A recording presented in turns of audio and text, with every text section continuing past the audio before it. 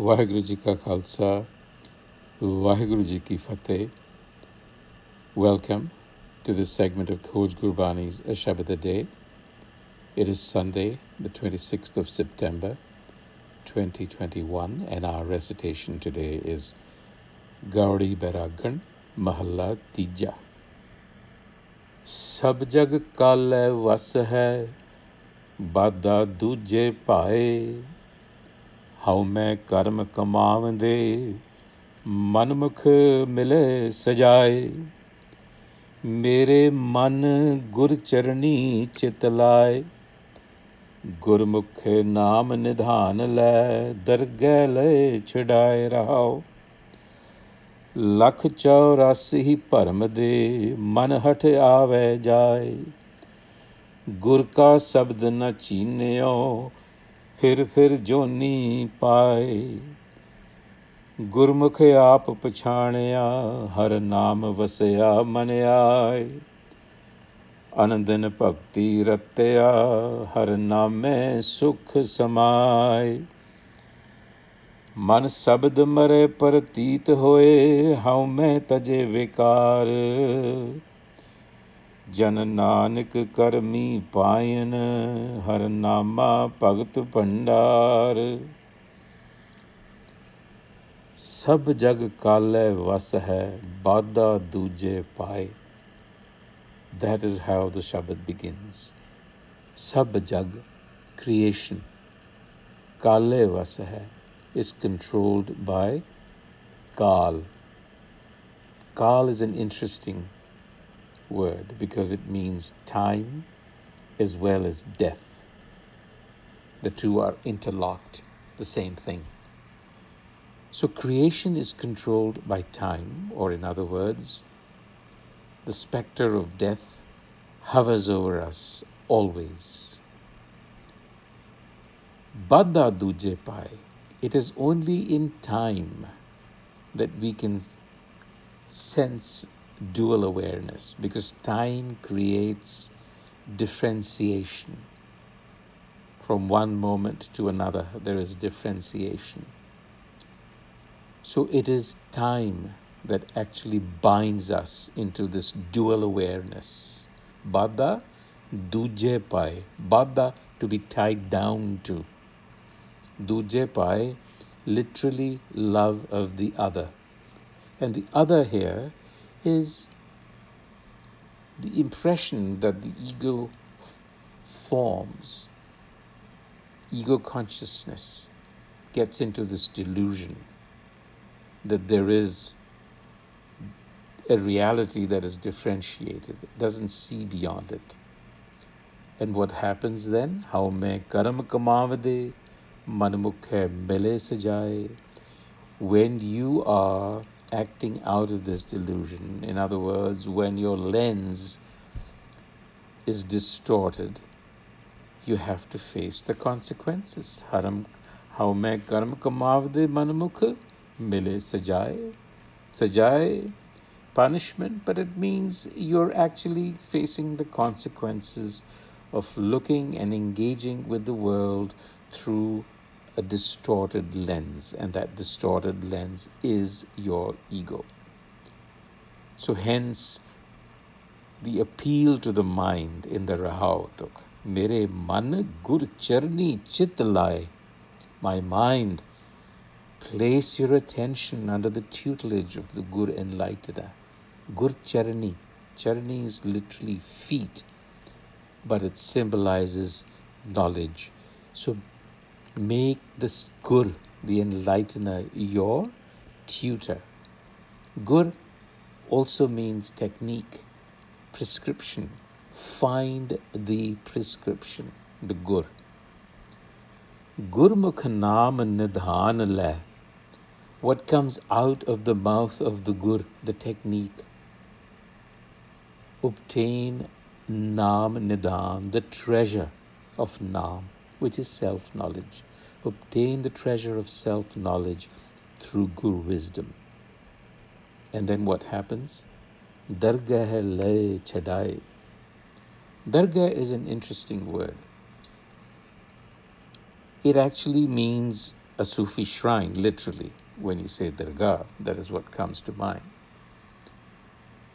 But if you look at the root of this word, it means threshold. And so the Sufis believe that the dargah that is built in memory of a Sufi master is actually the place where is a threshold where you can communicate with the Sufi master. Gurbani uses it as a threshold of the heart, of deeper consciousness within the mind. Dargah le chedai. So,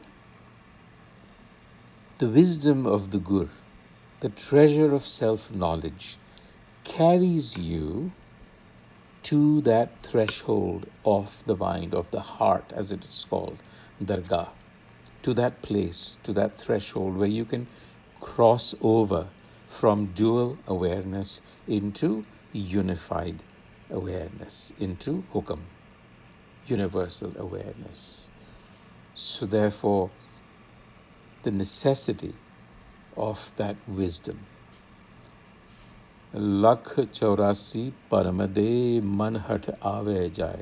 So the Guru always gives you an example of the opposite, which is manhat, manmukh, as opposed to gurmukh. Manhat is stubbornness, obstinacy. Lakh chaurasi paramade manhat ave jai. Because of the obstinacy of the mind, it attaches itself to this perpetual cycle of creation and destruction through endless forms. Lakh chaurasi has been tied to the idea of reincarnation, transmigration. The point being that the mind itself is migrating through many forms almost moment by moment. You're playing a role in the morning, another role in the afternoon. Well, the old incarnation is gone. You've reincarnated as perhaps a father in the evening and as a worker in the morning, as a student, as a son. These are all different roles. And then there are the moods of the mind. You're angry one moment, you're happy the next. This is the state of ego, reincarnating itself over and over and over, moment by moment, and then, of course, in an endless cycle that even transcends your own bodily limitations. It carries on. There is a big cycle of this endless creation and destruction that goes on. We participate in that illusion through our ego. That is what is meant by lakh chaurasi. Endless forms. You're assuming these constantly. Gur ka sabad-a-day chinyo, fir joni pai. Again, being born. And so what is being born? It is your moods that are being born and die, your roles, your desires. So think of it not just in terms of what happens after you bodily die, but think of it how your body, in fact, is also dying every moment. We know that, for example, the cells are renewing themselves every second, every moment. There is a lot going on that we are not even aware of. So don't get stuck on the idea that this is only talking about what you are going to become after this body passes. The fact of the matter is that you are passing through many states as you live. That is because of the nature of ego. So you need Gur ka sabad-a-day chinyo. You have not reflected on the Sabad, the Creator. Here it is referring to Sabad as the Creator. Gur ka sabad-a-day chinyo. You have not paid attention. You have not heeded the discourse of the enlightener.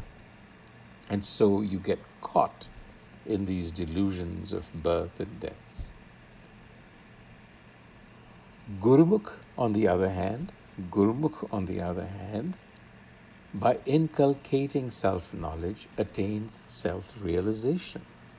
Gurmukh aap pachhanaya. It recognizes itself. Har naam vasya, through self-knowledge.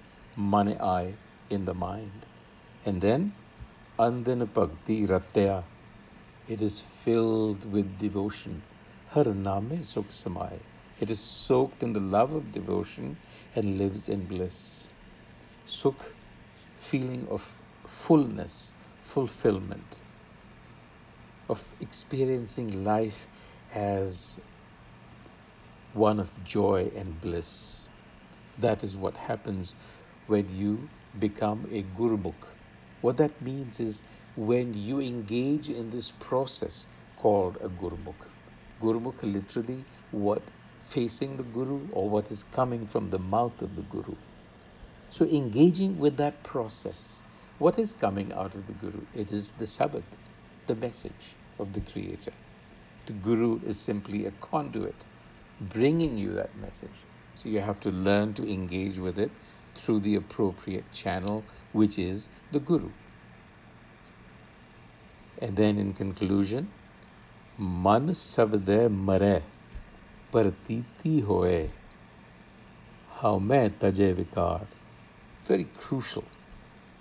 The mind is overcome. The obstinacy of the mind is overcome through sabad. Man sabde mare. The mind dies through the sabad. Partiti hoye. What arises in its place is discernment, knowing who you really are, being able to discriminate between what is right and wrong, between what is transitory and what is persistent. That is the discernment, having this intuitive awareness. And how main taje vikar. The ego has been left behind. Vikar, its defects, the vices as we call them. Really, the defective ego. So think of defective ego being a defective vision, a vision that is not complete, that is defective, that is misleading, and leads you down this rabbit hole of Lakacharasi and Joni Tirtirpai. There are many rabbit holes that we are running down into, fruitlessly. So Nanak concludes by saying, Jan Nanak karmi payana har nama bhagat pandhar. Through the compassion of the enlightener is self-knowledge obtained and the treasure of devotion received. Compassion. That is the very nature of the Gur and of the Har. They're virtually synonymous. They operate as compassion and mercy. That is that is what it is. So, through that compassion, through the enlightener, is knowledge of the self obtained.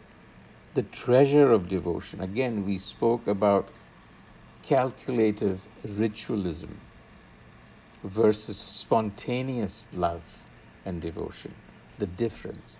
Here, the Guru is talking about Sahaj Subhai, the devotion that arises spontaneously, that is already within. We have simply tapped into it. On that note, until the next time, Vaheguru Ji Ka Khalsa, Vaheguru Ji Ki Fateh.